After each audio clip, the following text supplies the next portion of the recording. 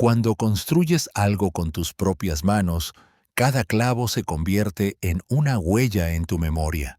Yo no era albañil ni carpintero, pero en el verano de 1976, junto con Isabel, mi esposa, levantamos nuestra casa desde cero sobre un terreno heredado de mi abuelo en las afueras de Sevilla. No teníamos mucho, 4 paredes, un techo de tejas y un sueño que pesaba más que los sacos de cemento. Cada piedra colocada, cada tabla cortada con mis manos, aún jóvenes, llevaba en sí el deseo de tener un refugio donde crecer como familia. Isabel pintó las ventanas de azul celeste y colgó cortinas con encaje bordado por su madre. Yo construí una pequeña estantería en la cocina y grabé nuestras iniciales en una viga de madera del porche Tehuosí como si fuera suficiente para sellar la eternidad. Cuando nació Lucía, nuestra única hija, la casa respiró distinto. Sus risas llenaban los pasillos, su llanto. En las madrugadas me hacía correr descalzo por el pasillo con el corazón apurado. Fue entonces cuando decidí construir algo especial, una cabaña entre los robles del fondo, mi capilla en el cielo como solía llamarla Isabel. La levanté con la misma madera que usé para nuestra casa y la terminé justo a tiempo para el 4º cumpleaños de Lucía. A ella le encantaba esconderse allí, jugar con muñecas e invitarme a cafés de juguete. Con los años, cuando se hizo adolescente, dejó de subir a la cabaña, pero yo nunca dejé de cuidarla. Pinté sus paredes cada primavera, engrasé cada tornillo y arreglé las tejas cada otoño. Cuando Isabel murió, fue allí donde lloré por primera vez sin contenerme. No en la iglesia, no en el velorio, sino en esa cabaña, abrazado a sus cartas y al corsache seco de nuestro aniversario 40. Guardé todo ahí. El testamento, el título de propiedad, las fotos familiares, los recortes de periódico donde me entrevistaron por mi jubilación como maestro de historia. La cabaña se volvió mi santuario, mi bóveda del alma. A veces pasaba noches enteras allí, oyendo el crujir de las ramas y recordando cómo Isabel decía que ese roble era más sabio que cualquier humano que hubiéramos conocido. Durante años, la vida fue lenta, tranquila. Lucía se casó con Álvaro, un hombre de traje impecable y sonrisa rápida. Al principio, me alegró verla enamorada. Luego, las visitas se hicieron más espaciadas, más breves, más incómodas. Después de cada comida familiar, ellos desaparecían al despacho o se paseaban por el jardín con mapas y libretas. Decían que era para ayudarme a organizar los papeles, pero nunca los vi leer un libro de leyes. No pedían tarta, ni se quedaban para el café. Sus ojos recorrían la casa como si estuvieran evaluando el valor por metro cuadrado. Y cada vez que mencionaba la cabaña Álvaro, reía como si fuera un chiste. Eso es solo un montículo de madera vieja, don Tomás decía. Mejor sería hacer una piscina. Lucía no lo contradijo. Solo bajaba la mirada con expresión de quien ha renunciado a discutir hace tiempo. Yo no decía nada. Aprendí hace mucho que el silencio a veces vale más que cualquier sermón. Pero dentro de mí algo se quebraba. No por los bienes, no por los papeles, sino porque comencé a sentir que ya no me veían como padre, sino como estorbo, que lo que construí con tanto amor ahora era solo una cifra en una hoja de cálculo. Una tarde, mientras recogía hojas secas del porche, escuché cómo Lucía le decía a Álvaro: «Papá ya no piensa con claridad, está desvariando. Si no lo convencemos, vamos a tener que actuar». No sabían que yo estaba cerca, no sabían que mi memoria seguía intacta, que cada palabra que decían se grababa como fuego lento en mi mente. Esa noche subí a la cabaña. Abrí el baúl donde guardaba los documentos, repasé cada hoja con manos que temblaban no de vejez, sino de dolor contenido. El título estaba allí firmado por Isabel y por mí, fechado con tinta imborrable. También estaba el viejo grabador de voz que usaba cuando enseñaba historia en el instituto, aún funcional. Lo deslicé en el bolsillo interno de mi chaleco. No sabía qué haría con él, pero sentí que debía tenerlo cerca. Algo me decía que lo necesitaría. Desde la ventana de la cabaña vi cómo Lucía y Álvaro entraban a la casa principal. Sus sombras bailaban en la pared como espectros inquietos. Me senté con la espalda contra la madera tibia por el sol del día. No sentí miedo, aún no. Solo una profunda tristeza, como si la casa que construí con amor ahora fuera escenario de una traición que se avecinaba con paso lento pero seguro. Fue después del verano cuando comenzaron a venir más seguido. Al principio pensé que era por nostalgia, por preocupación o quizá por culpa. Lucía llegaba con pasteles que no sabía hornear y sonrisas que no alcanzaban los ojos. Álvaro, siempre con su chaqueta perfectamente planchada y el reloj caro brillando bajo el sol, hacía preguntas disfrazadas de interés. ¿Y cómo están los papeles del terreno, don Tomás? ¿Ya pensó en actualizar el testamento? Es mejor tenerlo claro por si pasa algo. Jamás me preguntaban si necesitaba algo, si dormía bien, si extrañaba a Isabel. No, sus palabras no eran para mí. Eran para la casa, para los campos, para la cuenta bancaria que aún llevaba mi nombre. Una tarde se aparecieron sin avisar. Yo estaba en la cabaña limpiando los vidrios. Desde arriba, los vi llegar aparcando el coche justo frente al roble mayor. Lucía vestía un conjunto blanco inmaculado, demasiado elegante para una visita al campo. Álvaro llevaba un maletín, lo que ya me hizo arquear una ceja. Bajé y los recibí con una jarra de limonada. No quisieron sentarse en el porche. Tenemos poco tiempo, dijo ella. Solo queríamos hablar de unos asuntos administrativos. Me ofrecieron un documento de esos impresos en papel grueso y olor a tinta nueva. El encabezado decía «Autorización de gestión patrimonial». Lo tomé, lo leí por encima. Lenguaje técnico, párrafos interminables, palabras como cesión voluntaria, usufructo condicionado, herencia anticipada. No firmé. Álvaro insistió. Es solo para facilitar los trámites, don Tomás. Usted sigue viviendo aquí, claro, pero nosotros podríamos ayudar con el mantenimiento, los impuestos, los permisos. Nada cambia, solo el nombre en los papeles.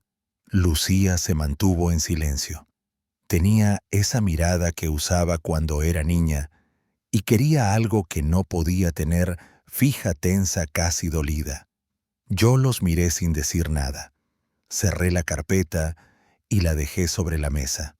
Necesito pensarlo, dije. Ellos se fueron sin tomar la limonada. Esa noche volví a la cabaña y abrí el baúl. Revisé los papeles. Todo seguía legalmente en orden, pero algo dentro de mí ya no estaba tranquilo. Días después regresaron. Esta vez me llevaron a un edificio viejo detrás de una panadería del pueblo. Dijeron que era una notaría. La puerta estaba abierta, no había recepcionista. Un hombre con corbata mal puesta se presentó como señor Pérez. No me miró a los ojos. Me ofrecieron firmar de inmediato. Álvaro habló suave, casi con compasión falsa. Papá, ya es hora de que descanse.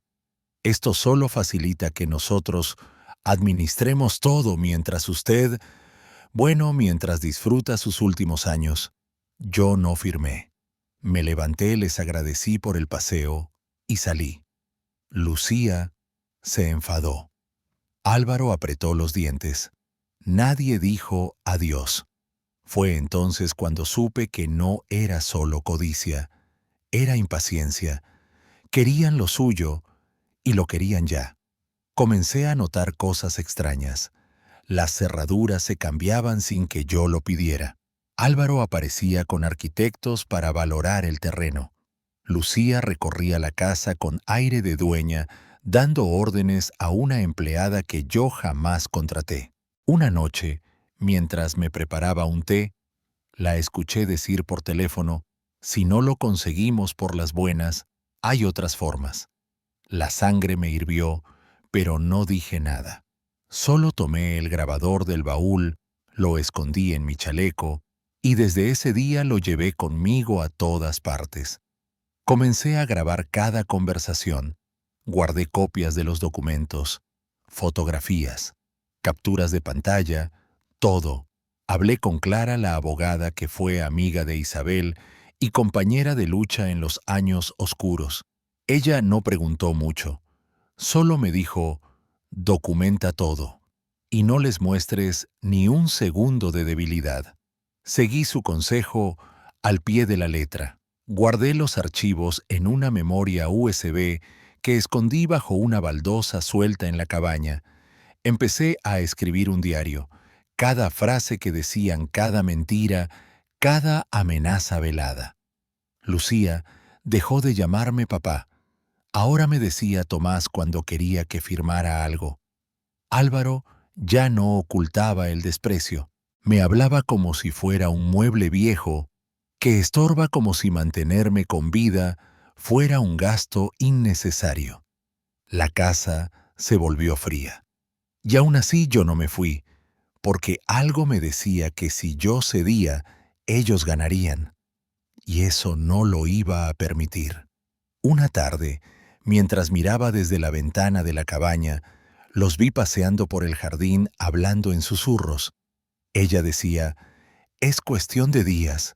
Solo necesitamos que firme o que desaparezca». Álvaro asintió. En ese instante sentí algo que no había sentido desde que Isabel murió: rabia. No tristeza, no miedo. Rabia pura. Porque yo no era un viejo confundido. Era un hombre que recordaba cada clavo de esta casa, cada promesa. Y si querían convertir mi legado en cenizas, tendrían que enfrentarse primero a lo que yo aún podía hacer con la verdad. El día que intentaron borrarme del todo, comenzó como cualquiera. El sol asomaba por las persianas, la radio vieja murmuraba una copla suave, y yo preparaba café con la lentitud de los que ya no tienen que correr a ninguna parte. Pero debajo de esa rutina se escondía algo denso, casi pegajoso. Había aprendido a detectar el silencio sospechoso, las miradas que duran medio segundo más de la cuenta, los gestos que dicen más que las palabras. Y esa mañana Álvaro me sonrió demasiado. Una sonrisa de esas que se ensayan frente al espejo para parecer sinceras. Lucía me propuso salir a tomar aire, despejar la cabeza. «Hay un notario nuevo en el pueblo vecino», dijo. «Podemos resolver el papeleo en media hora». Yo acepté con calma. Ya no me sorprendía nada. Antes de salir metí el grabador en el bolsillo y el documento original del título de propiedad en un sobre sellado. Lo guardé en el doble fondo del bastón que yo mismo tallé años atrás. Nadie imaginaba que ese bastón, que fingía mi debilidad, escondía mi fortaleza. Durante el trayecto en coche, Lucía no dijo ni una palabra, solo miraba por la ventana, las uñas perfectamente pintadas, golpeando la pantalla de su teléfono. Álvaro, al volante, ponía música suave como si el silencio pesara demasiado. Paramos en un aparcamiento trasero detrás de una panadería cerrada. La notaría era una habitación alquilada, sin placas, sin ventanas, sin testigos. Solo un escritorio metálico, 2 sillas plegables y un hombre que se presentó como Don Rafael, pero que evitaba mirarme a los ojos. Su presencia Me olía a gasolina y miedo mal disfrazado.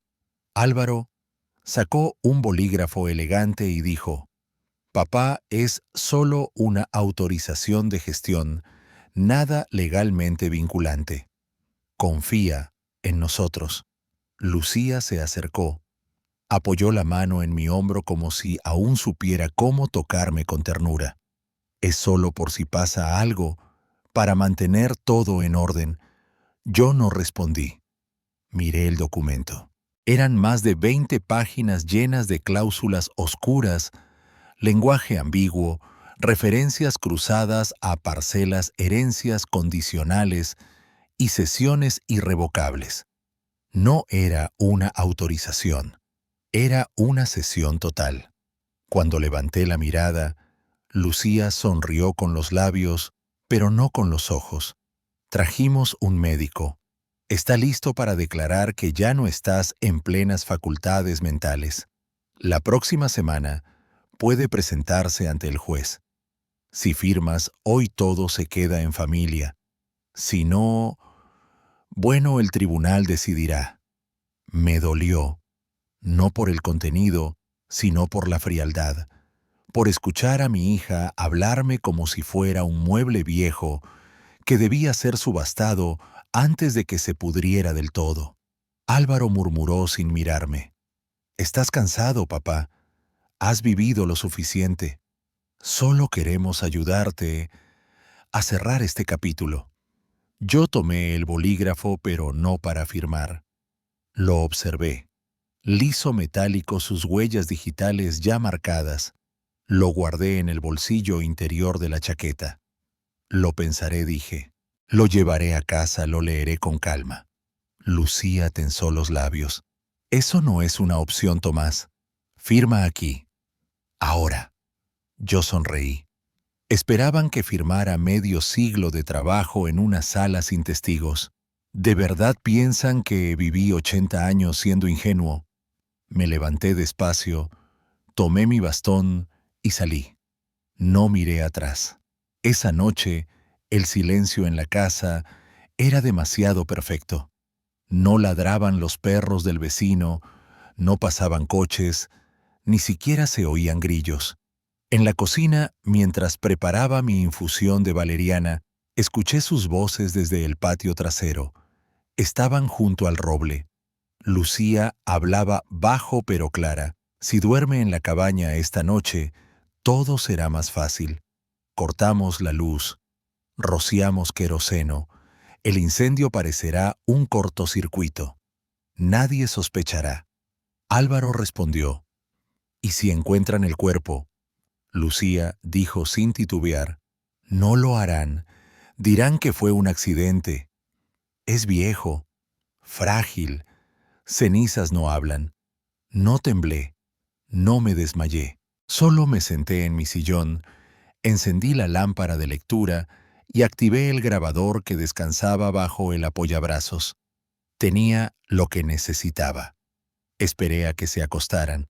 A las 3 de la madrugada, recogí una mochila con lo esencial: identificación, el testamento original, las grabaciones, una foto de Isabel y el pañuelo que usé en su funeral.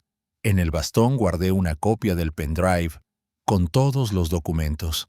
Antes de salir, me pinché el dedo con una aguja, dejé una pequeña mancha de sangre sobre el pañuelo y lo coloqué cuidadosamente sobre la mecedora de la cabaña. Al lado, coloqué un ramo de lirios frescos, flores que Lucía me llevaba cada semana sin saber que eran prueba de vida para el seguro.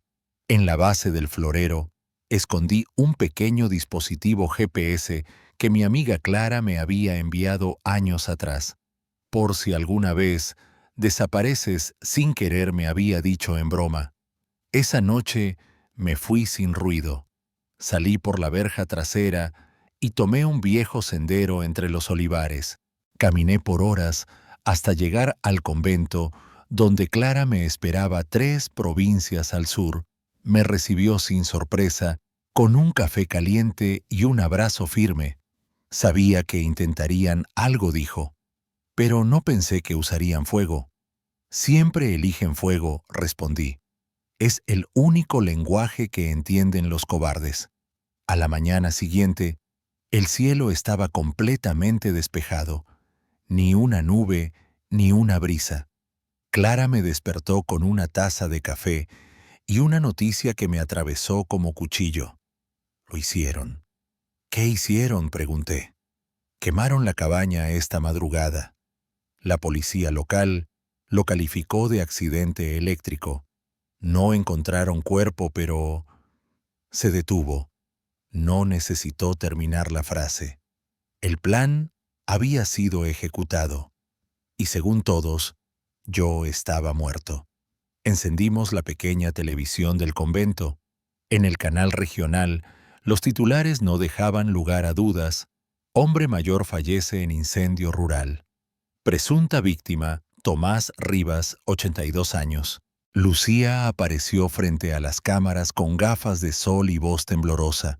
Mi padre amaba esa cabaña. Era su refugio, dijo fingiendo un sollozo.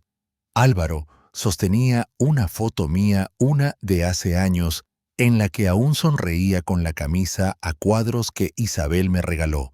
Papá estaba cansado. Quería paz. Esta fue su manera de irse, agregó. Hipócritas. En el convento nadie habló. Solo miraban. Algunas monjas hicieron la señal de la cruz. Clara me tomó de la mano. Ahora empieza lo nuestro, murmuró. Esa misma tarde organizamos los archivos, las grabaciones con fecha y hora, las fotos, las huellas del bolígrafo que Álvaro me obligó a tocar los documentos originales. Guardamos todo en una carpeta con la etiqueta Intento de fraude y homicidio. Luego mandamos copias encriptadas a 3 colegas abogados de Clara. Una copia física la enviamos a una periodista de confianza en la capital y otra, la más valiosa, la guardamos en una caja fuerte en el sótano del convento. Mientras tanto, en el pueblo los preparativos para mi funeral avanzaban. Lucía organizó un evento que parecía más una fiesta que una despedida. Contrató a una florista de lujo, a un cuarteto de cuerdas y mandó hacer invitaciones con letras doradas.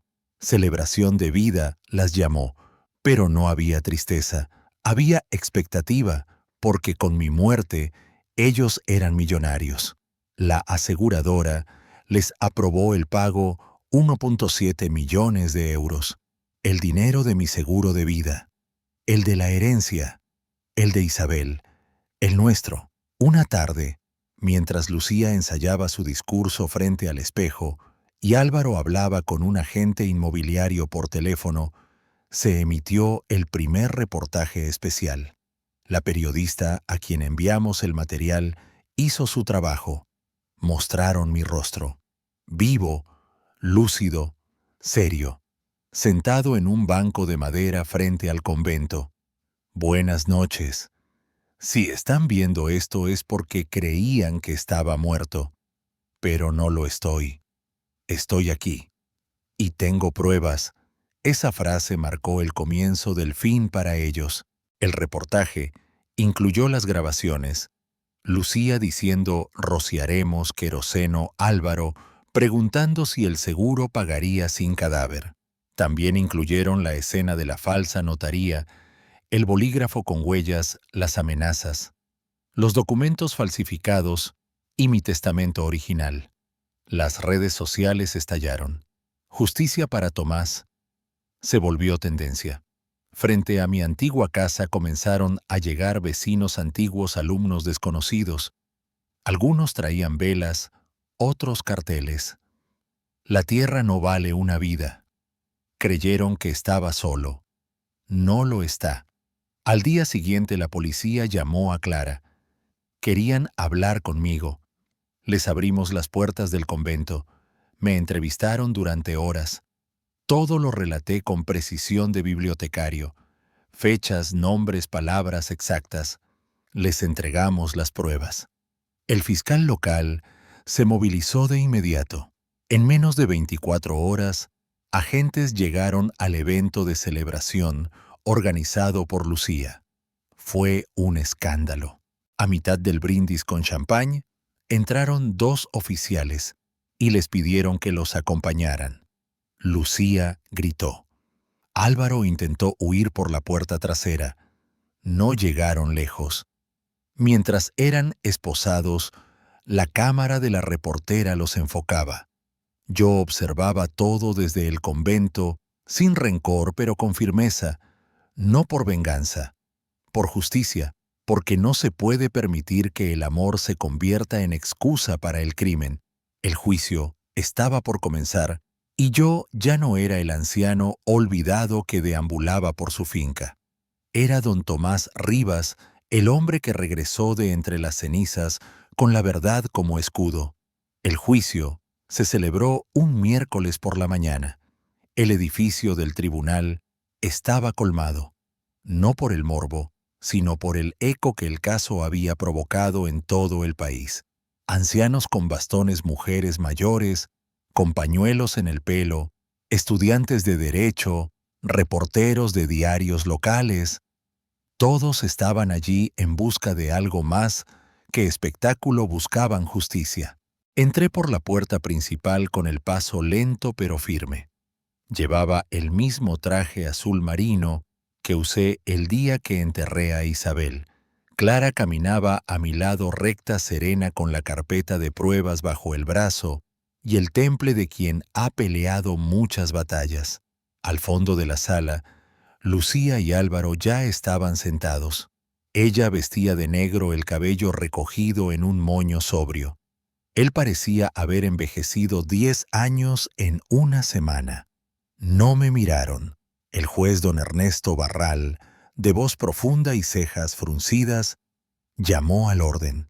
Este tribunal escuchará el caso del señor Tomás Rivas contra los señores Lucía Rivas y Álvaro Noguera por los delitos de intento de homicidio, falsificación documental, fraude de seguros y abuso contra adulto mayor. Nadie respiró durante unos segundos. Clara fue la primera en hablar. Su exposición fue quirúrgica. Comenzó por la cronología de los hechos, luego pasó a los documentos falsificados, a las grabaciones de audio y video y al testimonio médico que certificaba mi lucidez. Mi representado no solo está vivo, está claro, firme, y recuerda cada intento de ser silenciado, dijo. El juez asintió. Luego vino el médico forense, el doctor Guzmán. Evalué al señor Rivas 2 semanas antes del presunto fallecimiento. Su memoria, razonamiento lógico y estabilidad emocional se encuentran por encima del promedio para su edad. Los abogados defensores intentaron rebatir con informes de médicos contratados por Lucía, pero eran inconsistentes, claramente fabricados. Finalmente me llamaron al estrado. Me levanté con esfuerzo pero sin ayuda. Tomé asiento frente al micrófono. Miré a Lucía. No necesito leer mis notas, dije. Lo recuerdo todo. Respiré hondo y hablé. Mi hija me pidió que firmara. Dijo que era por mi bienestar. Cuando me negué, me amenazaron. Me llevaron a una notaría falsa. Intentaron invalidarme legalmente. Y cuando eso falló, intentaron quemarme vivo en la cabaña que construí con mis propias manos. Hubo un murmullo. El juez golpeó la mesa. Silencio en la sala. Continué.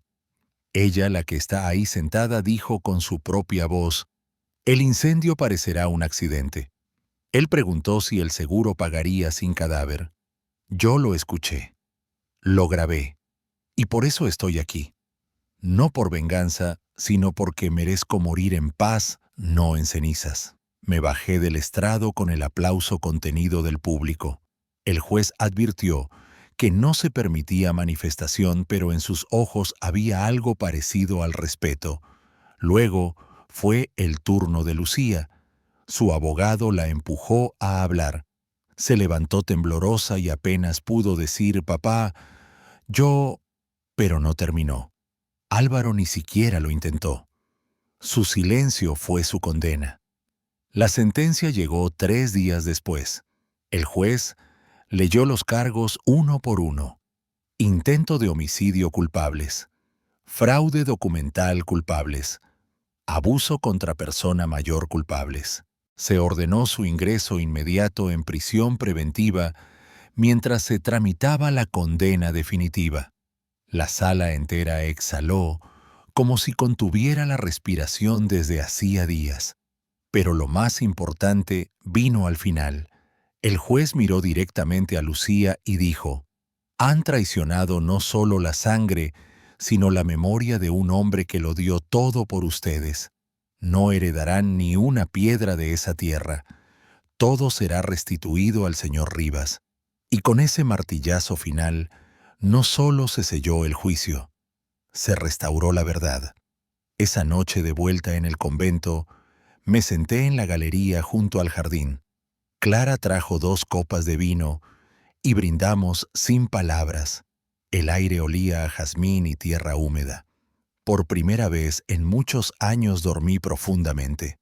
No soñé con fuego, soñé con Isabel. Soñé que me decía: «Lo hiciste bien, Tomás. Volviste». Los días posteriores al juicio no fueron silenciosos. La historia recorrió el país entero como una llamarada. Los periódicos hablaron de el hombre que volvió de las cenizas. Los noticieros dedicaron especiales a la traición, la justicia y la vejez. Algunos me llamaban héroe, otros símbolo de resistencia, pero yo no me sentía nada de eso. Me sentía simplemente vivo y con una deuda darle sentido a lo que había salvado. Una semana después de la sentencia, regresé a la finca, no con tristeza, sino con dignidad. Caminé por el sendero que solía recorrer con Isabel, el mismo donde ella recogía margaritas silvestres y tarareaba canciones viejas. La casa principal se mantenía en pie, aunque el árbol que sostenía la cabaña ya no estaba. En su lugar, un círculo de tierra negra aún recordaba la furia del fuego. Me acerqué. Respiré hondo. Olía a silencio, no a ceniza. Sabía lo que tenía que hacer. Llamé a Clara. Le pedí ayuda para fundar algo que tuviera sentido, que no fuera un monumento a la tragedia, sino una promesa de futuro. Lo llamamos Refugio Raíz Viva. Una comunidad para mujeres y hombres mayores que, como yo, fueron silenciados, olvidados, manipulados. Un lugar donde la edad no se viera como un obstáculo, sino como una credencial de sabiduría. Con los fondos recuperados, restauramos el ala norte de la finca y construimos nuevas cabañas. Dejamos el círculo de ceniza intacto y lo convertimos en un jardín de memoria. Plantamos magnolias y colocamos una placa aquí. Intentaron borrar una vida. Aquí renació la verdad. No lo hice por rencor, lo hice por justicia emocional, por todos los que no llegaron a contar su historia. Durante las obras llegaron cartas de todo el país. Personas mayores escribiendo que por fin se sentían vistas, hijos pidiendo perdón a sus padres, nietos que querían saber cómo volver a conectar. Recibí una carta especial de un joven abogado: «Don Tomás, usted me recordó por qué elegí esta carrera». La leí con lágrimas secas, de esas que no bajan por la cara pero se sienten en la garganta. Lili, mi nieta, vino a verme cada fin de semana. Ella fue la única que jamás dudó de mí. «Abuelo, ¿puedo ayudarte a sembrar algo?», preguntó una tarde. Le di una semilla de lavanda. «Plántala donde sientas que puede crecer sin miedo», le dije. Eligió el rincón donde Isabel solía leer. Hoy, ese rincón huele a campo, a descanso, a esperanza. Los medios vinieron a entrevistarme muchas veces. Siempre les decía lo mismo: «Esto no es sobre mí». Es sobre lo que pasa cuando confundimos la vejez con la debilidad. Algunos lloraban, otros se iban pensativos. Clara decía que mis palabras se volvían testamento para una generación entera. Yo solo sentía que por fin la vida me había devuelto la voz. Una tarde, cuando el sol caía detrás del roble nuevo que plantamos, me senté en la galería con mi diario en las manos. Escribí: hoy no recordé el fuego. Recordé el día en que aprendí a perdonar sin olvidar, porque no olvidé. Ni el rostro de Lucía al verme vivo, ni las palabras de Álvaro al entregarme la pluma, pero ya no me dolían. Eran parte de la historia, no de la herida. En el refugio cada sábado organizábamos tardes de memoria. Las personas mayores se sentaban en círculo y compartían sus vivencias, abusos sufridos, amores olvidados, silencios largos. Algunos hablaban por primera vez en décadas, otros solo escuchaban. Pero todos lloraban al final, no por tristeza, sino por alivio. Por fin alguien los oía. Lily escribió un poema y lo leyó un domingo en el jardín. Decía: las raíces no se queman. Aunque el tronco caiga, aunque la rama ceda, el alma del árbol persiste. Se lo dediqué a Isabel. Esa noche dormí profundamente por primera vez en años. El fuego ya no tenía poder sobre mí. Lo que era ceniza ahora era semilla. El refugio se convirtió en algo más grande de lo que imaginé. Un grupo de arquitectos voluntarios ofreció construir una biblioteca. Donamos el diario que escribí durante los días de silencio, junto con una copia del juicio, las grabaciones y una foto de la cabaña antes del incendio.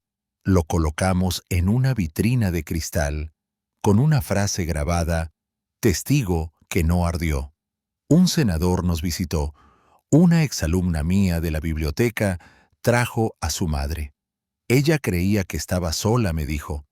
Y yo le respondí: nunca más lo estará. No éramos una institución, éramos un hogar, uno construido sobre la verdad, no sobre el miedo. El día que recibimos a la persona número 100 en el refugio, Clara organizó una pequeña ceremonia. Me pidió que dijera unas palabras. Solo dije una gracias, porque a pesar del dolor seguía aquí, porque no me borraron, porque mis raíces, aunque golpeadas, seguían profundas, y porque la tierra que un día intentaron quitarme ahora era suelo fértil para otros. No todos entienden lo que significa sobrevivir. Algunos creen que es simplemente seguir respirando, pero yo aprendí con cada cicatriz que sobrevivir también es recordar, enseñar y preparar el terreno para los que vendrán. Y eso era lo que me quedaba por hacer. Había salvado mi nombre, mi casa y mi vida. Ahora tocaba sembrar el legado. Una mañana, mientras tomaba mate con Clara en la galería, Lily se me acercó con una libreta en la mano. «Abuelo, quiero escribir tu historia». Me quedé en silencio. «¿Por qué?», pregunté. «Porque si no la escribo, alguien más la contará mal. O peor, no la contará». Esa frase me estremeció. Isabel habría dicho lo mismo. Así que asentí. «Pero no suavices nada», le advertí. «Las cenizas no son perfume». Durante semanas nos sentamos al atardecer. Yo contaba y ella escribía. Le hablé de mi infancia en la sierra, de los primeros ladrillos que puse con sus propias manos en la finca de la biblioteca donde conocí a Isabel. Le conté cómo lloré el día que nació Lucía, cómo temblé el día que la enterré en el olvido. Le hablé del fuego, sí, pero también de los días en que mi única compañía era el canto de los grillos y la foto descolorida de mi esposa. Lily escuchaba sin interrumpir. A veces lloraba, a veces se reía, a veces simplemente me tomaba la mano, Cuando terminamos me abrazó fuerte. No escribí una historia triste, abuelo. Escribí una historia poderosa. Le sonreí. La tristeza no es lo contrario de la fuerza, niña. A veces la incluye. El libro se publicó bajo un título sencillo: Raíces que no se queman. Fue un éxito inesperado. No por las ventas, sino por el eco. Recibimos cartas desde otros países de mujeres y hombres que decían: esto me pasó. Ahora entiendo a mi madre. Voy a visitar a mi abuela. Había cumplido un propósito: mostrar que la vejez no es un final, sino un capítulo con voz propia. En el refugio, comenzamos talleres de escritura de memorias. Los martes por la tarde, una docena de residentes se reunía a escribir. Algunos necesitaban ayuda para sostener el lápiz, pero lo hacían. Un señor de 91 años escribió sobre su primer amor en tiempos de guerra. Una mujer de 88 confesó que nunca había contado a nadie que quería ser cantante. Y allí, en esa sala entre cuadernos y té caliente, los silencios se convertían en palabras. Lily dirigía el club de lectura los jueves. A veces elegían novelas, otras veces cartas antiguas, pero siempre terminaban hablando de la vida. Un día trajo una caja con fotografías de la finca antes del incendio. Esto es historia viva, les dijo. Y ustedes también. Me conmovió ver cómo trataba a cada anciano con la ternura que una vez reservaba solo para mí. Una tarde, mientras caminábamos entre las magnolias recién florecidas, Lily me dijo: abuelo, quiero estudiar derecho. Me detuve. Derecho. ¿Por qué? Ella sonrió. Porque vi lo que una firma malintencionada puede hacer y también lo que una voz firme puede evitar. Mi pecho se infló de orgullo. Vas a ser una gran abogada, mi niña, pero no olvides ser también humana. El refugio ya no era solo un hogar, era un movimiento. Los medios volvieron, pero esta vez no para hablar del fuego, sino de la llama que habíamos encendido. Documentales, entrevistas, visitas de universidades. Todos querían entender cómo un anciano había convertido una tragedia en un despertar colectivo. Yo solo decía: nunca es tarde para decir basta. Un día recibí una invitación del Ministerio de Cultura. Querían condecorarme por mi contribución a la memoria colectiva y la dignidad de los mayores. Me pareció irónico. Cuando más vulnerable estuve, nadie me protegió. Pero acepté. No por mí, sino por todos los que no pudieron contar su historia. Al recibir la medalla dije: no acepto este honor en nombre de un héroe. Lo acepto como testigo de lo que pasa cuando la sociedad olvida que en cada arruga hay una lección. Esa noche, ya en la finca, me senté bajo el árbol nuevo que Lily había plantado. Era joven pero firme. Sus ramas comenzaban a extenderse hacia el cielo. Me quedé allí en silencio, escuchando los grillos, el murmullo de las hojas, el canto suave del viento. Isabel solía decir que los árboles son cartas que le escribimos al futuro. Y ahora lo entendía. Cerré los ojos y visualicé a Lucía no como era, sino como fue alguna vez, una niña con trenzas que me pedía cuentos antes de dormir. No la odiaba. No podía, pero tampoco la justificaba. El perdón no es olvido, es decidir no vivir atado a la herida. Y yo había elegido vivir. Cuando abrí los ojos, Lily estaba a mi lado. ¿En qué pensabas?, preguntó. En las raíces, respondí. Las verdaderas, esas que no se ven pero lo sostienen todo. La mañana del cumpleaños número 100 llegó con la suavidad de una caricia. No hubo banda ni torta de 3 pisos, ni discursos ensayados. Solo el aroma del pan recién horneado, el susurro de las hojas de magnolia y la voz de Lily cantando bajito desde la cocina: feliz cumpleaños. Abuelo. Sonreí antes de abrir los ojos. Aquella canción, la misma que me cantaba Isabel cuando cumplía años, sonaba ahora con la ternura de otra generación. Me vestí con mi mejor traje azul, el mismo que usé el día de la audiencia final. Lo planché yo mismo, aunque Lily protestó. 100 años, pero con orgullo, dije. En el bolsillo interior llevaba una hoja doblada con palabras que había escrito la noche anterior. No era un discurso, era un recordatorio. ¿De quién era? De lo que habíamos logrado. Ese día el refugio celebraba más que mi edad.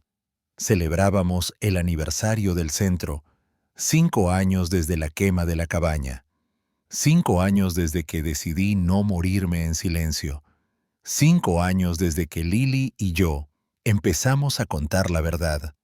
El patio estaba lleno de sillas de gente con bastones, arrugas y miradas vivas.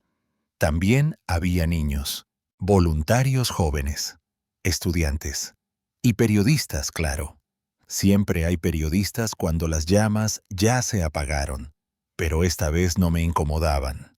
Me gustaba que escucharan, que vieran, que grabaran lo que la memoria viva puede sembrar cuando no se rinde. Me senté bajo la sombra del roble joven, el mismo que plantamos en honor a Isabel. Lily subió al escenario improvisado, vestida de blanco y azul. En sus manos, un libro raíces que no se queman. Hoy no celebramos solo los 100 años de mi abuelo, dijo. Celebramos cada historia que este lugar ha salvado, cada silencio que se convirtió en palabra, cada arruga que ahora tiene eco. La gente aplaudió, algunos lloraban. Yo solo respiré hondo. Me pidieron que dijera unas palabras. Me levanté despacio, no por debilidad, sino por respeto. Caminé hacia el micrófono, pero no lo usé. Hablé con la voz que me quedaba, la que nunca quemaron. No estoy aquí para contarles cómo sobreviví, dije.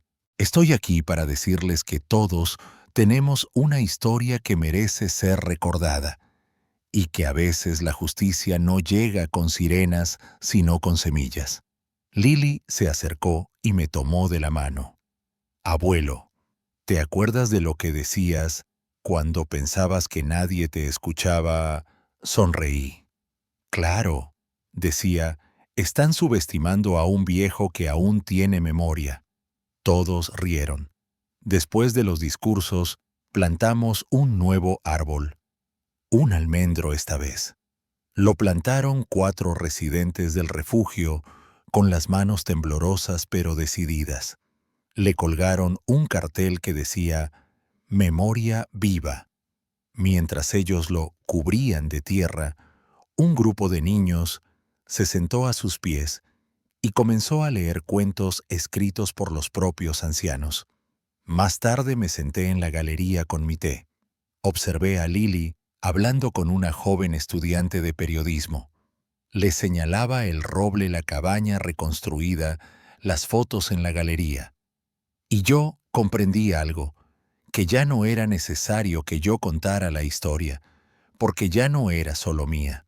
Al atardecer, Lily se me acercó con una carpeta. «Te quiero mostrar algo», dijo. Era un proyecto de ley que ella misma había impulsado en la universidad. Se llamaba Ley Raíz.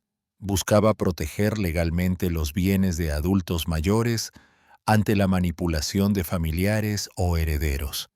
No lo habría escrito sin ti, confesó.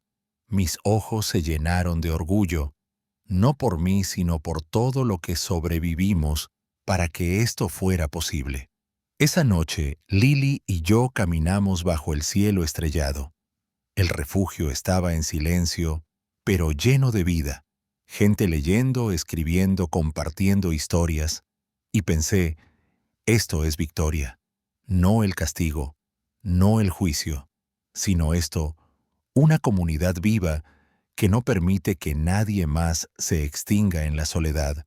Abuelo, me dijo Lily, ¿tú crees que el alma tiene raíces? La miré. No lo sé, mi niña, pero si las tiene, las tuyas están creciendo fuertes. Cerré los ojos un momento. Escuché el viento rozar las ramas, el murmullo de una guitarra en la lejanía, el susurro de una voz que quizá era recuerdo, o quizá era Isabel diciéndome, «Lo lograste, Tomás». Y sonreí, porque lo logramos, porque no ardimos, porque cuando la memoria florece, ya nadie puede arrancarnos de la tierra.